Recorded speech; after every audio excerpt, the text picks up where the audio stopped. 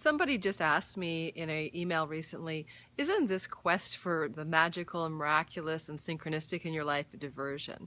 Why should I, and they're asking me, why should I follow the synchronistic breadcrumbs and clues when I'm seeking enlightenment and desire to know who I really am, to wake up to the truth of my being? And I really thought about that. Why would you care about the magic, miracles, and synchronicities if your goal is to be an awakened being? Well, it's my experience that synchronicity and the miraculous and the non-ordinary are preceders or precursors to most people's breakthroughs to the truth of who they are. And interestingly, you could say, well, they were having an array of mystical experiences that led to the final blowout. And that's kind of true, because the final blowout is a shift of perspective where those things are not happening to me. They're happening as me, through me, by me. And there's a paradox here, because the whole manifestation and the secret and the law of attraction is actually built on the fictional self's belief that it is in control, that I can get what I want through my thoughts and engineering my reality. Now, there is a thing where we do engineer our realities, but not from that limited finite self. And the degree to which we can do that, we achieve a temporary pleasure or a cessation of pain. A temporary pleasure or a cessation of pain. But we don't actually receive that which we are, which is acausal and eternal happiness. And that acausal and eternal happiness that we are, which is beyond the, the proximate things in our lives, you can still feel that acausal joy or happiness when chaos surrounds you in your external world, because it's sourced from a place other than the self you think you are. But the synchronicity and the miraculous and the non-ordinary and the magical are states that become ordinary post-awakening.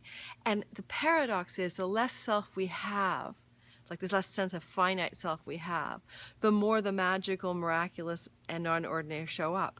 And they take us to where we actually want to be. So the mind says, oh, I want a car, a fancy house, and, a great partner, a super duper amount of money in my bank account. And while those are temporarily pleasurable and inevitably painful because they don't last, the infinite self that you are has such great wisdom to bring you exactly into the place you need to be, with exactly whom you need to be with, and with exactly the right amount of money for where you're at. It's not about choosing, it's about allowing, but not the allowing mind, but the knowing and allowing heart.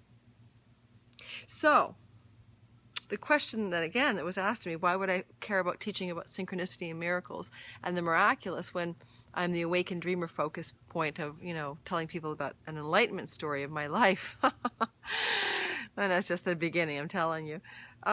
Because I think you can reverse engineer awakening. I think that if you're attentive to the non-ordinary, you're actually attuned to your quantum self or your infinite self. And the more attention you pay to it, the more that self comes into the foreground, and what recedes is that self that you thought you were. I like to call it the finite self versus the infinite self. I'm not particularly fond of the word ego or egoic consciousness. Ego is a fraction of your finite self, okay? It's not the whole shemazel. There's so many pieces of your finite self beyond your conscious recognition of the self you think you are. We'll save that for another blog. So I leave you with this today.